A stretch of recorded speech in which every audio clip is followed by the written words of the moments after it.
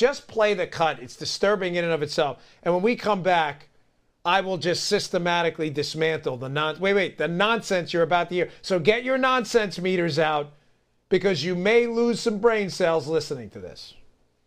I think at the end of the day, we see that this is not a pipe dream. Every other developed nation in the world does this. Why can't America? And that is the question that we need to ask. We have done these things before. We write unlimited blank checks for war. We just wrote a $2 trillion check for that tax cut, the GOP tax cut, and nobody asked those folks how are they going to pay for it. So my question is, why is it that our pockets are only empty when it comes to education and health care for our kids? Why are our pockets only empty when we talk about 100% renewable energy that is going to save this planet and allow our children to thrive? We only have empty pockets when it comes to the morally right things to do. But when it comes to tax cuts for billionaires and when it comes to unlimited war, we seem to be able to invent that money very easily. And to me, it belies a lack of moral priorities that people have right now, especially the Republican Party.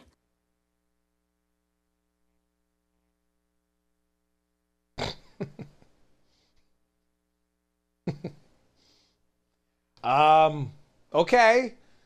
Where do we start? By the way, producer Denise was kind enough and did you a favor to cut that interview down to, what was that, about a minute-long segment? Because we understood we wanted to limit the damage to your cerebral cortex. If we played the whole thing, you may not be able to communicate when you're done from a substantial loss of gray matter inside your skull and your brain.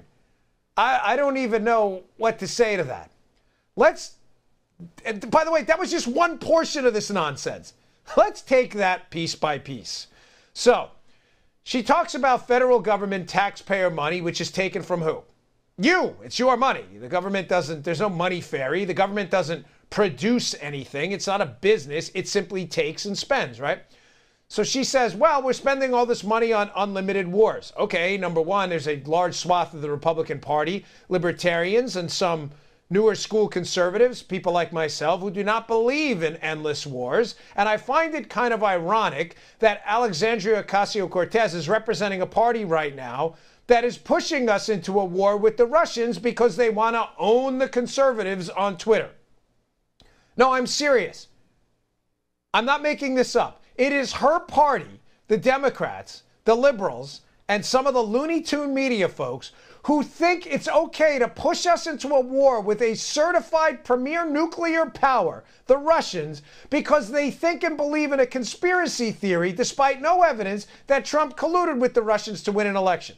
So it's kind of fascinating that in her clip with CNN, she's complaining about endless wars and money while running under a party banner pushing us to war with the Russians over a collusion fairy tale that they still can't prove. That was a real gem. Nice work there. Totally hypocritical, but whatevs. I don't expect facts and data from any of you or to back away from your loony conspiracy theories.